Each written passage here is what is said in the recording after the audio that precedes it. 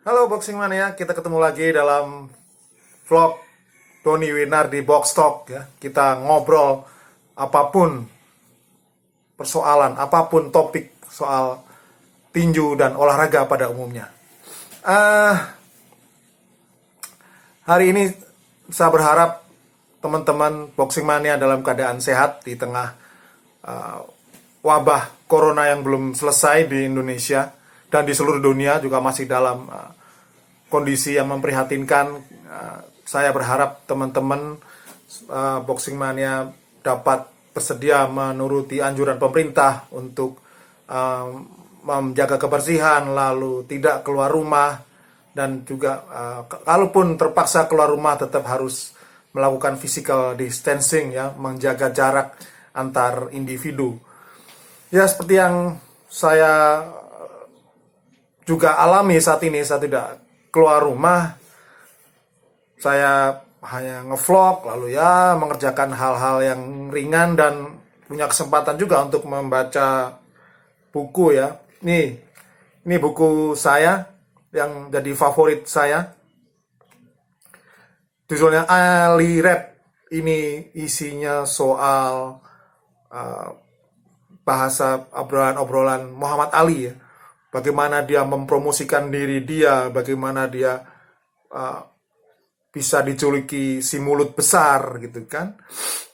Bagaimana Ali mempromosikan diri menjadi tidak hanya hebat secara prestasi di dalam ring, tapi dia juga hebat di luar ring, menjadi duta di berbagai acara sosial, duta berbagai lapisan masyarakat.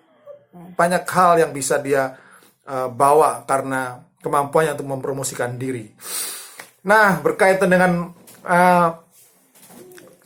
promosi yang saya baca tentang di Ali Rap ini, saya jadi ingat bahwa kita saat ini di Indonesia sedang ramai di media sosial soal rencana pertandingan, tantangan antara Satria Antasena melawan Joy De Ricardo.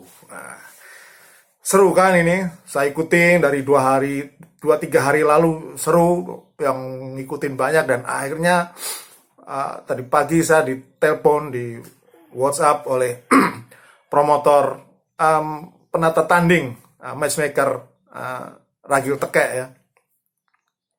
Ragil, biasa mas bikin vlog dong soal ini Joy sama Satria Antasena. Saya jawab, itu beneran nggak? Kalau cuma ngobrol, kalau iya beneran sama bikin nih. Oke, kalau emang ini. Tapi kan saya juga tertarik gitu kan, karena buat saya ini istimewa. Peristiwa ini istimewa. Menurut catatan saya ini baru yang pertama terjadi di Indonesia dalam dunia tinju profesional. Indonesia, dua petinju saling tantang di media sosial. Ya, saya jadi ingat ini kan. Jadi ingat Ali Rap ini, bagaimana dia mempromosikan dirinya sebagai seorang atlet profesional, seorang petinju.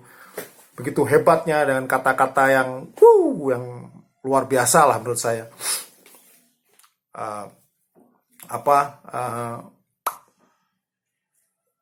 Flying like butterfly, sting like a bee gitu kan. Nah, seperti itulah, ini ada di sini semua, itu ada di Ali Rap semua. Dan itu juga sehubungan dengan apa yang dilakukan Satria Antasena dan Joy De Ricardo ya. Begini, kebetulan saya kenal dengan mereka keduanya. Joy De Ricardo saya kenal sudah puluhan tahun, sudah lama sekali, ketika dia masih aktif sebagai petinju ya. Joy pernah juara di kelas ringan Pabang atau IBF Pan Pacific lah, antara itu saya nggak lupa, karena memang sudah lama.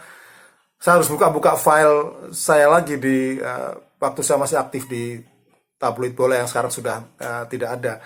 Jadi, tapi saya kenal Joy lama, yang jelas dia lama. Secara personal saya kenal, saya sering ketemu, saya ngobrol, berlanjut terus sejak dia jadi petinju. Terus ketika dia tapi yang paling membuat kita intens untuk kenal ya, ketemu terus, berhubungan ya, ketika dia menjadi asisten Clay Christian di Harris Gym dalam menangani Chris John ketika itu. Saya ketemu sering sekali karena saya pernah membuat dokumenter Chris John sehingga harus tinggal di Perth, lalu di Sasana Mirah di Banyuwangi, kemudian ke Jepang. Waktu itu Chris John tahun 2007 akan menghadapi Zaiki Takemoto di Osaka di Kobe di Jepang tahun 2007. Dan ketika itu Joey Ricardo sudah menjadi asisten pelatihnya ya. Kita muter gitu, berbulan-bulan lah saya mengerjakan itu. Intens dan ya akhirnya saling ketemu dan saling kenal, saling menyaut di sosmed, di WA. Joey menurut saya dia petinju yang bagus ya, secara personality dia baik. Lalu nggak banyak macam-macam. Kemudian pekerja yang keras ya, yang ya sebenarnya dia tough gitu, petinju yang tough gitu. Fighter, benar-benar fighter di dalam ring dan di luar ring, gaya petinjunya juga fight. Lalu bagaimana dia menghadapi kehidupan realnya sebagai seorang kepala keluarga juga fight. Ya sosok yang bagus dan patut menjadi teladan lah kalau pikir Joy itu bagi junior-junior yang petinju saat ini ya. Dia benar-benar dia bersedia untuk tinggal di Perth berbulan-bulan. Ya bekerja dengan keras dan memang benar-benar fighter dan memang terbayar ya dari prestasinya. Dia bisa menjadi juara di level regional ya. Dan bukan tidak mungkin kalau saat itu sudah ada promotor yang punya network luas seperti saat ini ya. Bukan tidak mungkin Joy akan punya kesempatan untuk menantang juara dunia yang sebenarnya. Tapi itu dengan masalah antara right time and wrong time gitu kan, hanya ada di saat yang kurang tepat. Tapi paling enggak secara prestasi Joy sudah sangat bagus dan patut diapresiasi ya, prestasi yang telah dicapainya. Lalu di sudut lain ada Satria Antasena yang juga saya kenal secara sudah cukup lama, tahun 2004 kalau nggak salah dia saya mengenal Satria Antasena itu, yang nama ahlinya itu Muhammad Holili ya. Kalau Joey Ricardo Juan Cintar Sinambela, ini Muhammad Holili. Saya kenal dia ketika masih bersama Pak Sultan Rambing almarhum di Sasana Bang Buana di Semarang ya. Waktu itu saya kenal dia lebih baik ketika mengikuti Chris John mempersiapkan diri untuk mempertahankan gelar juara kelas bulu WBA yang pertama di Tokyo waktu itu. Waktu itu dia latihan kan di Bandung. Chris John waktu itu training campnya di Bandung, lalu di situ ada timnya, salah satunya Holili ini, Satria Antasena ini waktu itu masih di kelas lightweight kalau nggak salah. Dia menjadi salah satu sparring partnernya lah, ada Satria Antasena, lalu ada Budi Wison. Banyak, saya agak lupa siapa aja yang di situ. Tapi yang jelas saya tahu anak ini dari dulu emang ngocol gitu kan. Ya kalau ngomong nggak pernah panjang itu, letuk-celetuk. Bang gini dong. Dan waktu itu saya ingat benar dia kita duduk bareng di meja makan. Terus ya dia nyeletuk-nyeletuk kayak ngomongnya gitu kan. Dan akhirnya ke bawah sampai sekarang, dia celetukannya tuh wah top deh. Sehingga dia bisa mengangkat masalah ini ke sampai nantangin Joey Ricardo gitu kan di sosial media, dan heboh dan saling bersaut gitu kan, peminatnya saling bersaut, dan akhirnya jadi topik yang hot di tinju Indonesia saat ini di tengah lesunya dunia olahraga karena wabah corona ini. Menjadi satu topik yang patut membuat kita kembali bergairah dan punya rasa optimistis gitu kan. Terus saya kemudian setelah mendapat telepon pemberitahuan dari Ragil tadi bahwa ini akan mementaskan benar-benar pertandingan ini, jadi saya semakin antusias. Oke lah, saya akan bikin vlog, saya akan ulas mereka part per part ya, kita potong-potong dikit-dikit gitulah ya. Ya itu, kalau Joy memang saya kenal dia fight yang benar, yang memang punya fighting spirit hebat, sementara Satria Antasena oke lah, kita nggak ngomong dia satu sisi dia memang seorang yang lebih tonjol ke sisi entertainmentnya ya, dia sangat sangat membuat orang saya juga ikut terinspirasi gitu kan. Wah, dia bisa bikin sangat memanfaatkan media sosial untuk mempromosikan dirinya gitu. Dia kan sangat aktif gitu kan di Facebook, di itu, dengan berbagai gaya yang selengean gitu kan. That's good gitu kan. It's okay gitu kan. Tidak harus tinju, tidak harus diwujudkan dalam hal yang serem gitu, yang kenceng terus gitu kan. Satria saya oke di sini dan cocok, bagus sekali dia bisa menantang itu, walaupun secara prestasi dia belum setara dengan Joy Ricardo ya. Tapi memang Holly Lee juga punya pengalaman yang sangat cukup karena dia pernah berkecimpung di kelas ringan hingga bahkan ke kelas berat. Dia bertanding di banyak negara, melawan banyak lawan, lalu pernah main di mixed martial art, lalu dia juga menjadi wasit.